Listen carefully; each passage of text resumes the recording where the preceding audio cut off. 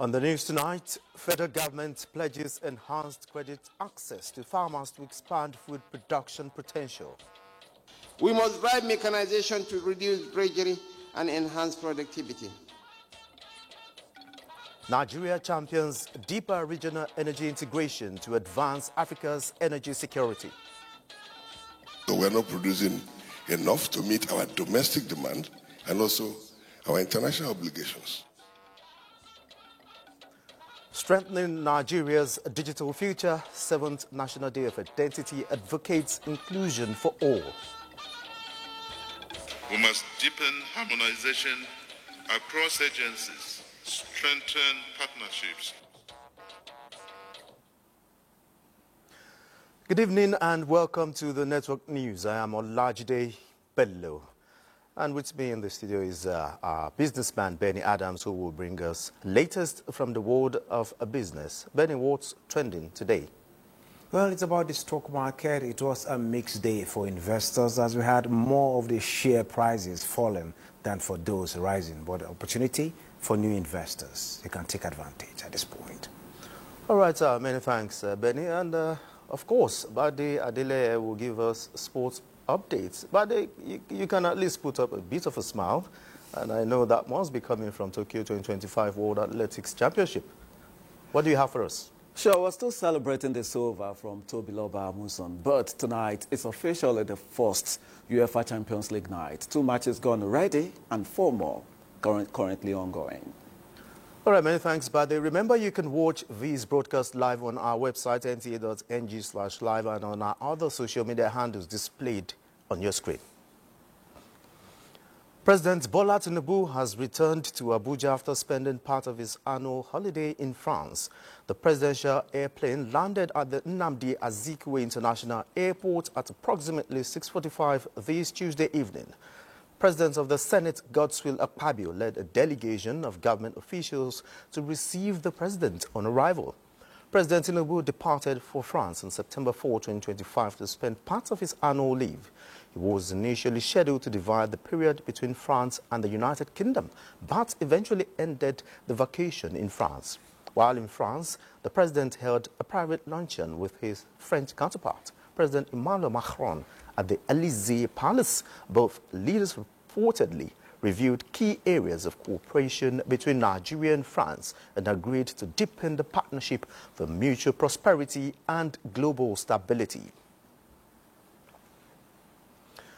The federal government has announced fresh incentives to boost agricultural investment as part of ongoing reforms to unlock Nigeria's vast food production potential through new policies that will serve as a game changer for agriculture and infrastructure investment.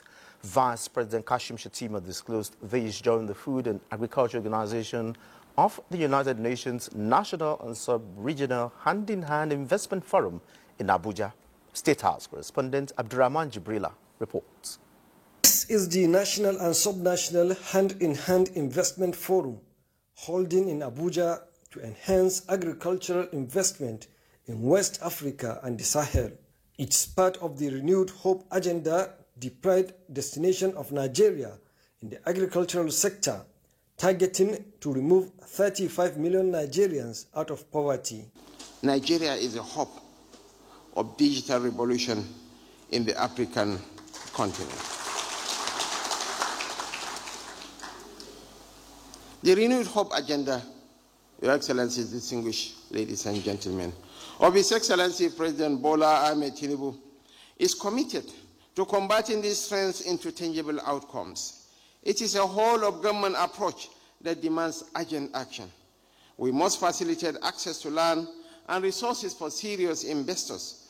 We must drive mechanization to reduce drudgery and enhance productivity. We must strengthen the agricultural credit system to ensure capital flows where it is needed most. We must prioritize value addition to create jobs and wealth within our borders. We must build the infrastructure that link farm gates to markets. Nigeria presented an overview of the country's investment atmosphere and profile, with focus on women and youth, creating an enabling environment through lifting of some tax burden on the citizens and other incentives as well as policies and legislations. Climate shocks, food insecurity, and malnutrition remain pressing challenges. But through irrigation, innovation, and targeted investment, we can turn these challenges into opportunities for sustainable growth, food sovereignty, and regional integration. Highlight a new partnership between the EU and Nigeria's National Space Research and Development Agency on innovative agriculture.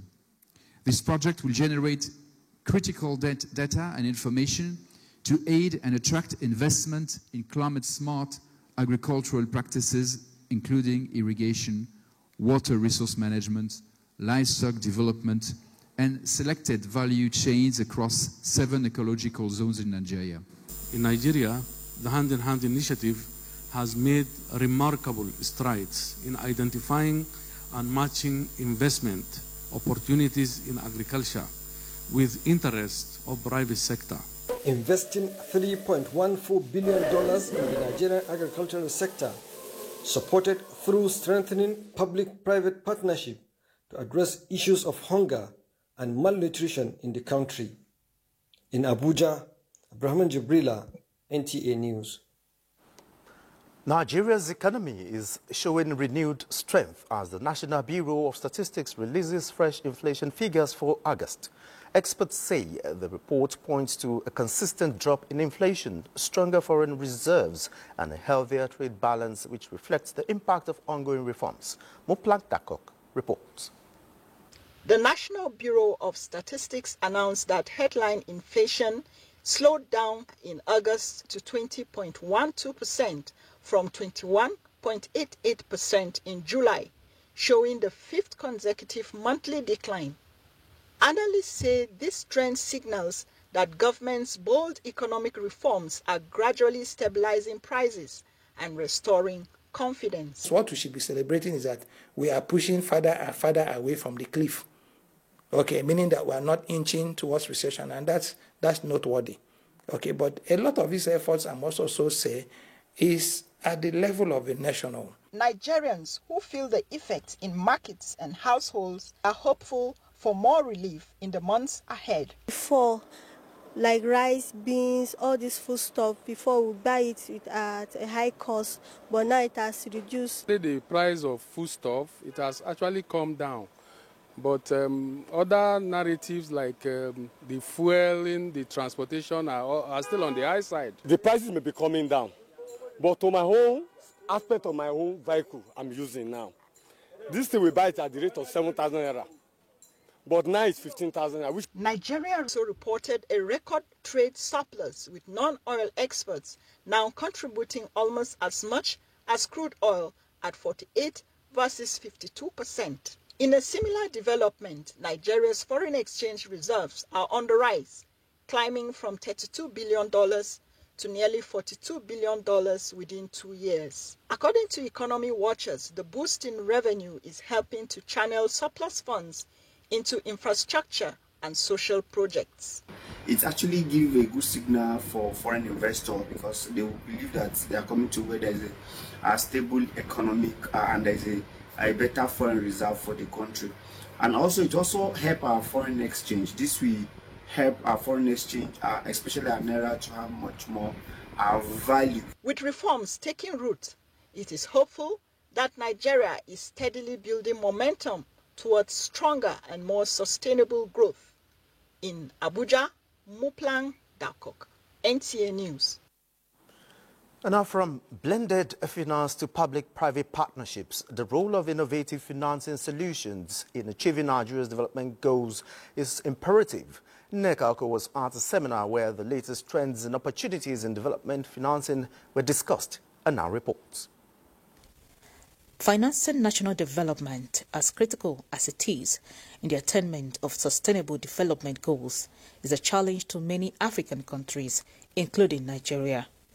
With traditional financing sources, including oil revenues declining and volatility in exchange rate, as well as debt sustainability raising concerns, a shift towards innovative financing solutions has never been more urgent.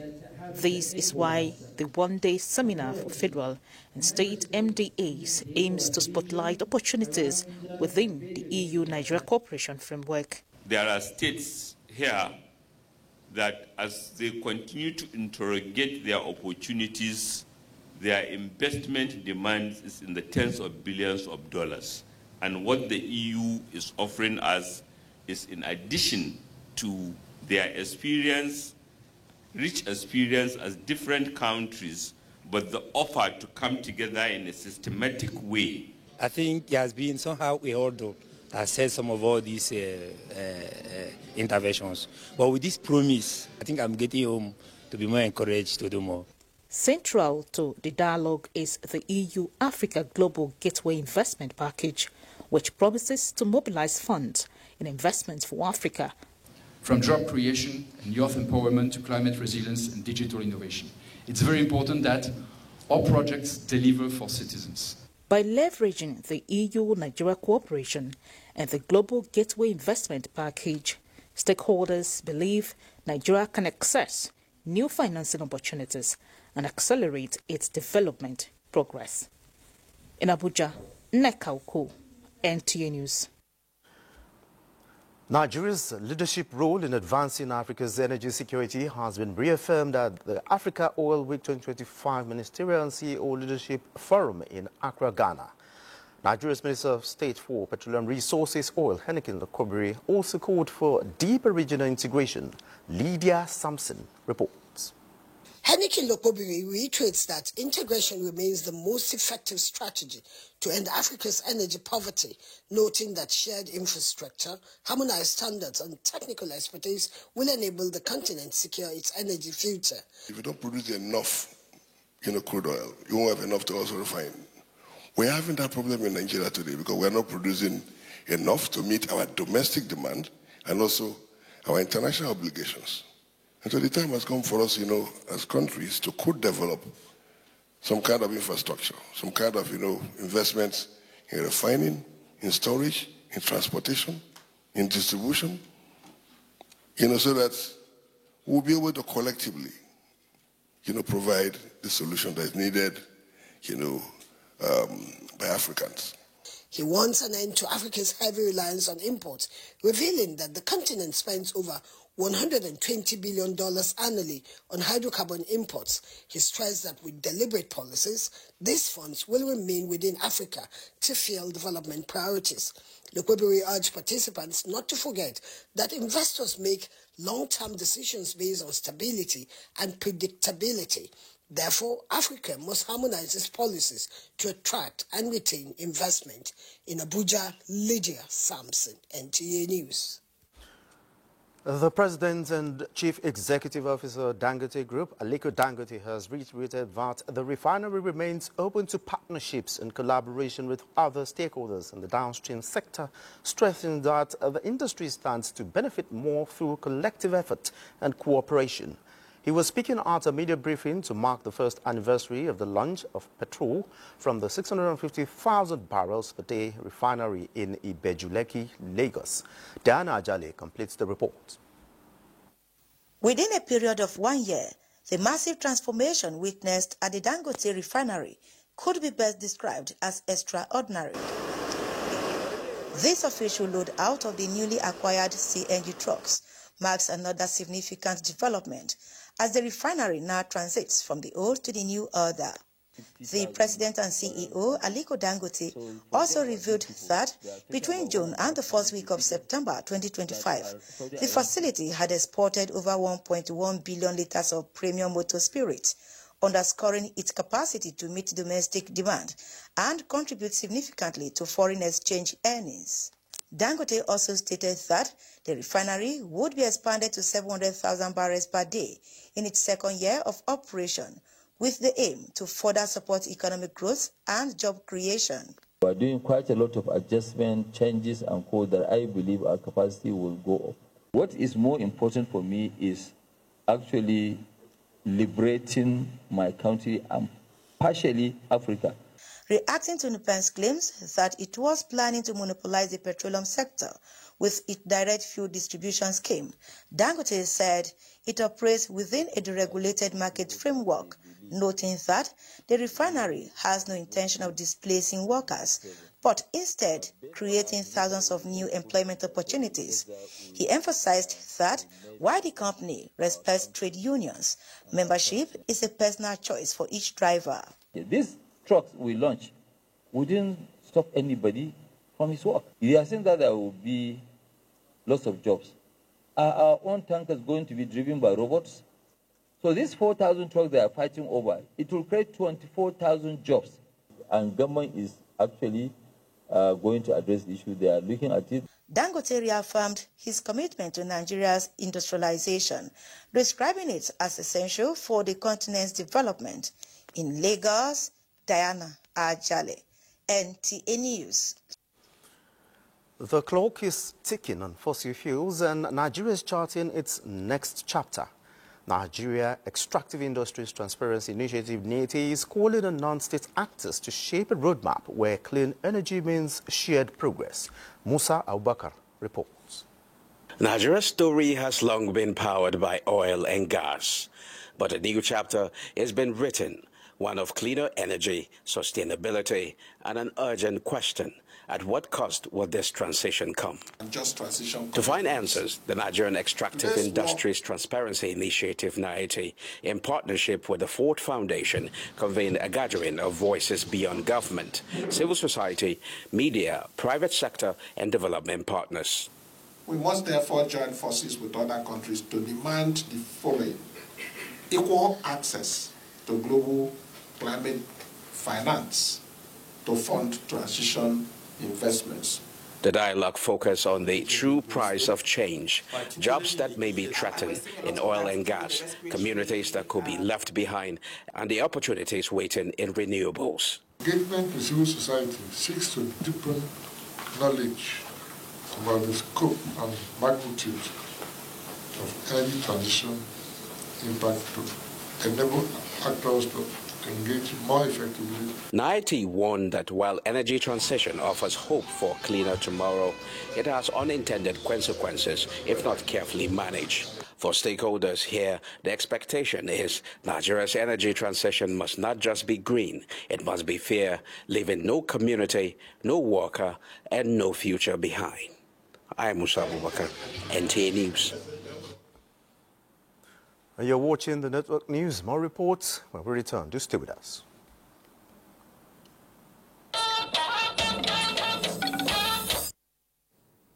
Good to know you're here. It's that time we talk business. Today, the Nigerian exchange saw a significant drop in activity compared to Monday, which was yesterday, where the total number of shares traded, their value, and the number of deals all declined sharply. Specifically, the trading volume was down by 25%, the total value of shares traded dropped by 46%, and the number of deals fell by 20%. And despite the slower day, the overall value of market remained strong at 89.6 trillion naira. A total of 128 companies were traded. While it was a mixed day for investors, there were still slight companies, shares that fell compared to those that rose, talking about 27 losers as against 23 gainers. And looking at the top performers, Custodian and Allied was the star of the day, with its share price jumping by 9.94%, while Multiverse Mining and Exploration, Unicell, Interlinked, and eTransact International also had a great day with gains more than 9%. And looking at the biggest losers, Austin Lars and Company saw the largest drop, with its share price fallen by 6.27%. Other notable decliners include Deep Capital Management Trust, FT Cocoa Processors, and Regency Alliance Insurance. While the top stocks by volume were Guarantee Trust Holding with more than 32.9 million shares, changing hands, Secure Electronic Technology, United Bank for Africa, and Chams were also heavily traded. This is it and business at this time. Olajide, it's over to you. Many thanks, Benny. And let's talk a bit of health now. Coordinating Minister of Health and Social Welfare, Professor Muhammad Ali Pate, says President Bola Tinubu's administration has launched an unprecedented distribution of free medical supplies to vulnerable communities nationwide. At a flag-off of the nationwide distribution to states, Professor Pate said all sectoral targets that were set in 2023 are now being met according to plan, bringing quality health services closer to Nigerians, regardless of where they live or who they are. The journey is not that for government alone. I call on all Nigerians to join us in protecting their primary healthcare centers and supporting the healthcare workers in the front lines. Own and treat the facilities as theirs. We have 56 different primary healthcare relevant medical equipment here. They include heat ovens, incubators, diagnostic equipment like binocular microscopes, autoclave machines, delivery beds, portable ultrasound machines, and all. They described the exercise as more than just an event, but a promise kept, noting that for too long, many primary healthcare centers had remained under-equipped and underutilized. Our First Lady Oluremi Tinubu congratulates celebrity chef Hilda Basi for setting yet another Guinness World Record for the largest serving of Nigerian-style jollof rice cooking. In a congratulatory message she personally penned, the First Lady describes Hilda Basi's passion, resilience and creativity in showcasing one of Nigeria's most loved dishes on the global stage as inspiring. The Nigerian Postal Service, NIPOST, has intercepted a consignment containing 7 pouches of cannabis concealed inside a duvet cover that arrived in Lagos from Thailand. The shipment originated from Bangkok, Thailand, and was addressed to a recipient in Lagos. Details of the sender and receiver have been withheld as investigations are ongoing by the appropriate security agencies. The matter has been referred to the relevant security agencies for further action. Stakeholders at the second International Railway Conference agree on the need for a collaborative approach towards the sustainable development of Nigeria's railway sector. Transport correspondent Ladi Bala reports. Nigeria's railway sector is emerging as a catalyst for more than just transportation.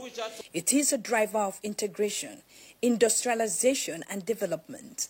Gathered in this hall are stakeholders, experts, and potential investors in Africa's transport ecosystem with the sole aim of brainstorming on best approach to making Nigeria a continental hub for an effective railway system and boosting economic growth.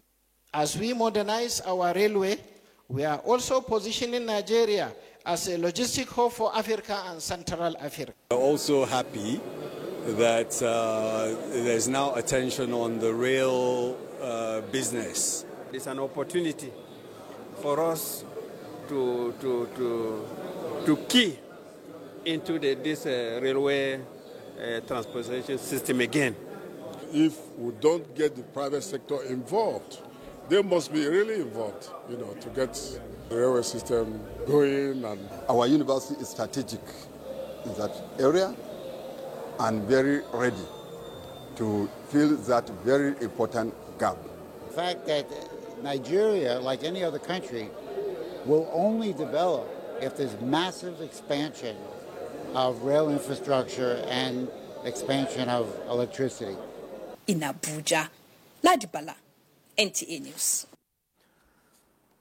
The 7th National Day of Identity has called attention to strengthening the backbone of Nigeria's digital future. Victor Azu reports.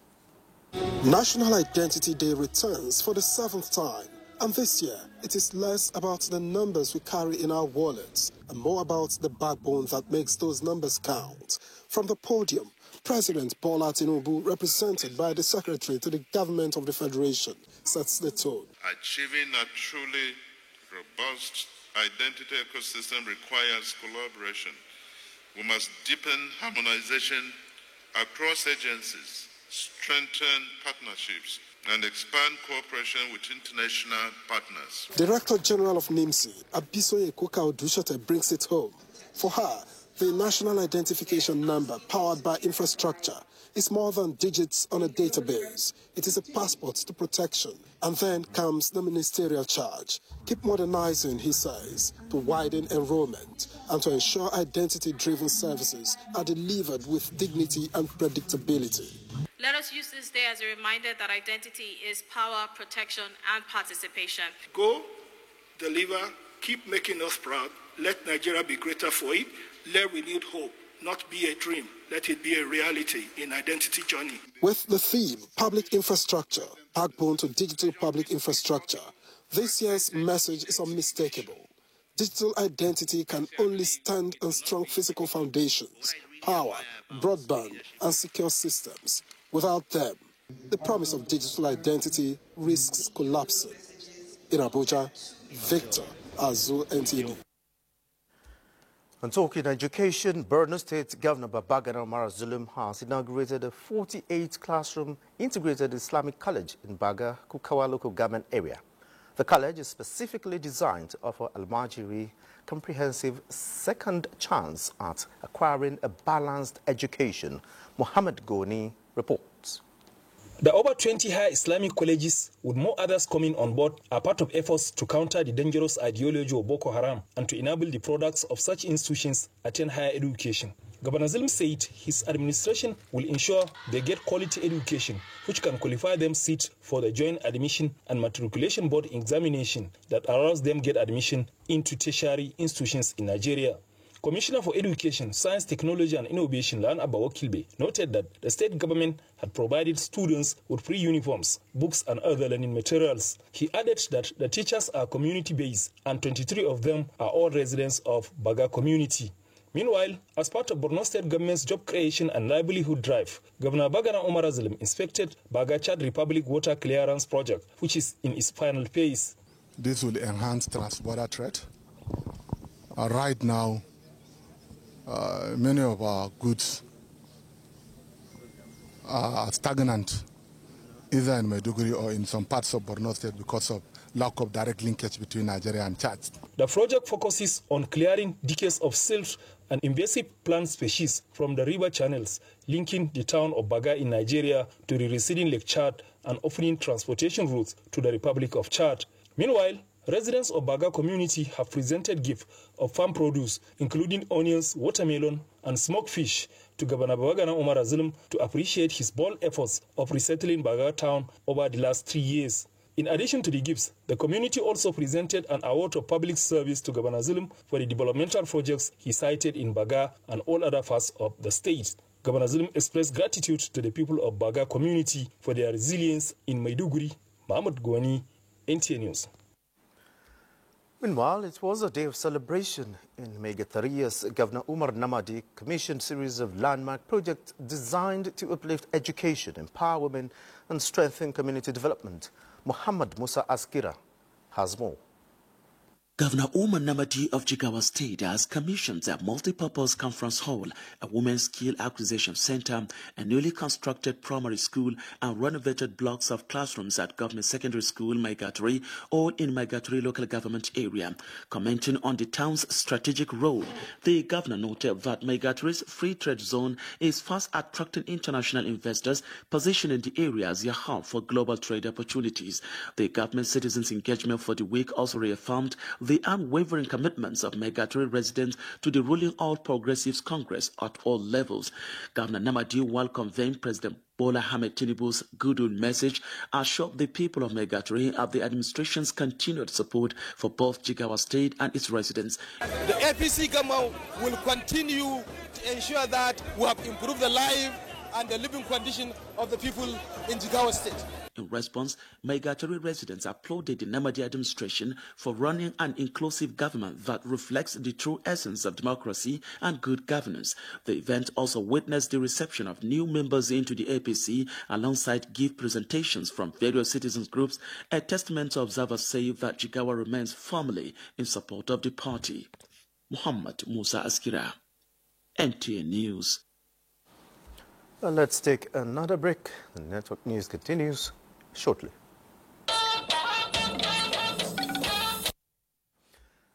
Thanks for being there. The Onitsha, the 10th King Apollo's II, has promised to create an enabling environment that would attract more investors to boost the overall development of Eleme in Rivers State. This was when women under the auspices of Bafia Group in Eleme acknowledged his developmental strides during a visit to his palace. Ijoma Ogoke reports.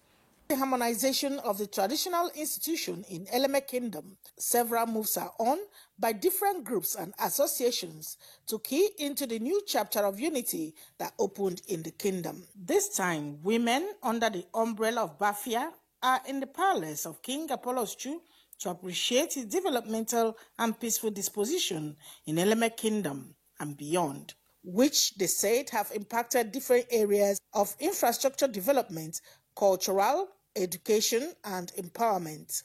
We came to appreciate him, to thank God on his behalf, and to give him a little gift based on the tradition of our people. So excited, we are so happy. In fact, he is one in a million. It's a wonderful king. It's a king that has a good heart to accept both the less privileged, everyone that comes around him. As for we as Mbamfie, I think we have done something, I think last year or early this year. We empowered the widows, we reached out to them, we went to their houses, affected them with foodstuffs and wrappers. Onitsha X, His Royal Highness King Apollo's II, overwhelmed by the show of love and recognition of the values he has placed on community development, promised to continue his efforts towards creating an enabling environment for growth, hence the ongoing creation of 4 phases of access roads leading to industrial and residential layout. He said when completed, will open up other areas which in turn will decongest Eleme. But a company is a company that can employ our people, and they have a project of development, they provide time, we are some people, just have company everything follow us. The king commended the women for their strength and unity, while charging them to come up with programs that will empower women in the community, both in knowledge and skills. Highlight was the presentation of gifts to the king. From Eleme, Ijomu Gweke, NTA News. And following heavy inflows and rising water levels across the country, the Sokoto Rima River Basin Development Authority has issued another public alert notifying communities and farmers downstream.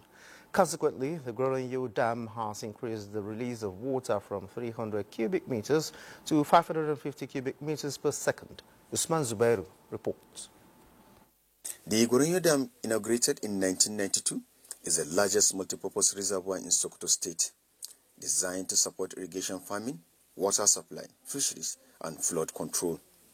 The water level of the dam is not expected to exceed 280 million cubic meters, but as it stands, it has already reached 285.7 cubic meters. The release of water has been increased from 300 cubic meters to 550 cubic meters per second. With this development, the dam poses flooding risks whenever water level exceeds its storage capacity.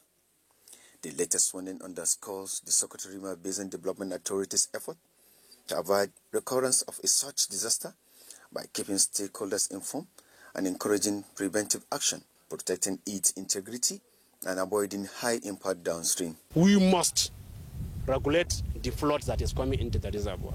Therefore, we are calling the downstream users always, those are the farmers, fishermen, canoe riders, and everybody, that they should align their work based on our action plan always, in order to save the life of people. The authority urged farmers and residents along river banks and flood-prone areas to evacuate immediately and remain vigilant.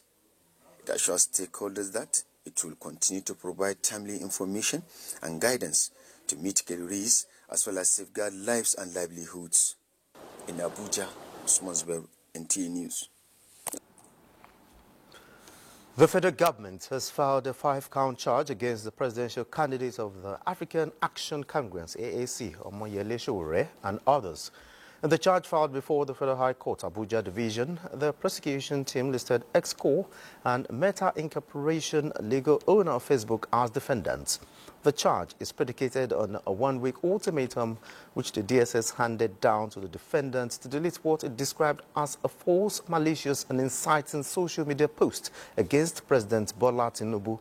The ultimatum expired on Monday without the defendants deleting the post on President Tinubu. Counsel to the former Minister of Special Duties and Intergovernmental Affairs, Kabir Tanimu Turaki, SAN, has refuted allegations of multiple rapes, pregnancies and paternity status by one Hadiza Bafa alleged against his clients and the continued harassment in social media blogs. During a press briefing in Abuja, Abdulaziz Ibrahim, SAN, cited and displayed court, police and EFCC's evidences of the complaints' indulgence in multiple crimes, including identity theft, forging of travel documents and fake certificates in law from Bayes University.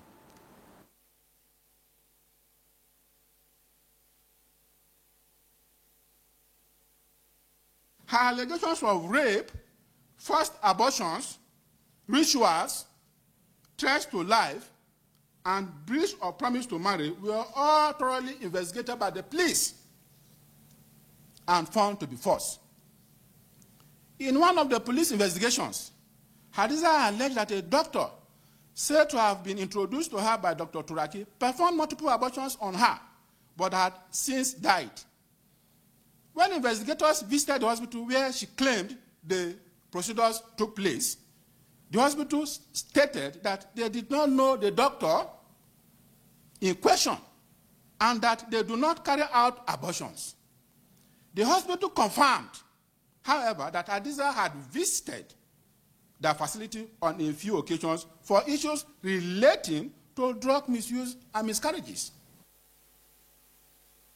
Abdullah SCN also displayed a letter of apology to his clients through her WhatsApp page for maligning him in the social media, while all the proofs were tendered exonerating his clients from the false narratives, including a paternity test for her baby, which tested negative from government-approved hospital. President Bola Ahmed Tinubu congratulates two distinguished Nigerians, Farouk Gumel and Tobi Amusho, on their recent outstanding achievements. Gumel was appointed chairman of Botswana Sovereign Wealth Fund Limited, while Amusho won a silver medal in the women's 100-meter hurdles at the World Athletics Championships in Tokyo, Japan. In a statement through the Special Advisor on Information and Strategy, Bayo Onanuga, the president describes the achievement as a testament to the high regard in which Nigerian professionals are held internationally. The National Assembly Service Commission has approved the appointment of Emmanuel Odo as the acting clerk of the Senate. In a statement, the Commission explains that the appointment was communicated in a letter signed by Dr. Savio Inyekere, the executive chairman of the National Assembly Service Commission. The statement adds that Odo's appointment was in recognition of his hard work and administrative competence, which he was the deputy clerk administration in the Senate. Another break beckons. News continues in a moment. Glad to know you're still there and on the foreign scene. United Nations investigators on Tuesday accused Israel of committing genocide in Gaza in a bid to destroy the Palestinians, blaming Israel's Prime Minister and other top officials for incitement. The Justice French Appeal Court re-examines case of Rwandan doctor convicted over genocide. Chukunanso Nwabweze has details on Global Update. United Nations Independent International Commission of Inquiry on Gaza concluded in its 72-page report that Israeli authorities and forces had since October 2023 committed 4 of the 5 genocidal acts listed in the 1948 Genocide Convention. It stressed that the international community cannot stay silent on the genocidal campaign launched by Israel against the Palestinian people in Gaza. The ongoing genocide in Gaza is a moral outrage and a legal emergency. Member states must act now. Israel's permanent representative to the UN in Geneva, while rejecting the report, described it as fake and distorted. The report relies entirely on Hamas falsehoods, laundered and repeated by others. These fabrications have already been thoroughly debunked, including in an independent, in-depth academic study by Bessa. And the French appeals court has begun hearing the case of a former Rwandan doctor, Sostin Muyemana, convicted in 2023 for his alleged role in the 1994 genocide of the Tutsi minority. Before filing the appeal, Muyemana, 68, was found guilty of charges of genocide, crimes against humanity, and participation in a conspiracy to prepare those crimes. Chukunonsongwa Bueze, NTA News. Over to Badi Adele for sports updates. Badi, you have the floor.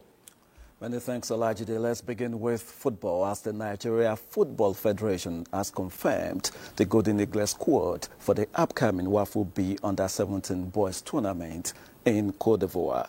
The tournament serves as qualifiers for the Under-17 Africa Cup of Nations. A breakdown of the 20-man roster shows that the coaching crew, led by Manu Garuba, has selected 3 goalkeepers, 6 defenders, 5 midfielders, and 6 forwards for the regional competition. The Under-17 national team was set to depart Nigeria on Wednesday for Yamoussoukro. Côte d'Ivoire closed preparations with a friendly game in Abuja. My boys are ready to represent the country, not only to represent the country, but to qualify for the AFCON, which is the main objective of going to the WAFU tournament. Moving on, let's quickly let you know that the league phase of the UEFA Champions League officially began earlier this evening. And the first match, we saw Arsenal getting their campaign to a winning start by getting a 2-0 win over their opponents, Athletic Bilbao. In results of matches being concluded now, Juventus are currently trailing Dortmund 3-4. Tottenham are 1-0 up against Villarreal. Real Madrid leading 2-1 against Marseille, with Benfica losing at home 2-3 to Karabakh. 6 more matches will be played on Wednesday, with Bayern Munich at home to Chelsea. PSG host Atalanta, while Liverpool will entertain Atletico Madrid. And finally, to a bit of athletics now, let's let you know that Faith Kipyegon stumped to a historic 4th World 1,500 meters title as the Kenyan great extended a streak of dominance with a 5th consecutive global gold in the event. The 31-year-old matched retired world record holder Hicham El Gurouj as the only other athlete in history to amass 4 1,500 meters titles at the championships. Kipyegon will now target a 2nd successive world double in the 5,000 meters, the heats for which will begin on Thursday before Saturday's final. And that does it on Sports Tonight. Let's now return to Olajide. Many thanks, Badi. And just before we go, a quick look at the weather forecast. Wednesday morning is expected to start off with mostly cloudy skies. A respite from Tuesday's torrential downpour across most parts of the country. But for parts of Sokoto, Zamfara, Kebbi, and Niger, should expect an early morning thunderstorms with rains. Ahead of that, a couple of thunderstorms with rains to watch out for during the afternoon into evening hours. Places to be affected include Southern Borno, Southern Yobe, Adamawa, Taraba, Gombe, Bauchi, Kano, Katsina, and Niger State. Likewise, parts of the Federal Capital Territory, Nasarawa, Kwara, Kogi, and Niger are expected to witness some thunderstorms with rains. This should also extend to parts of Ebonyi, Anambra, Imo, and the coastal cities. And that's it from here. I am Akamisa Marda. Thank you for watching.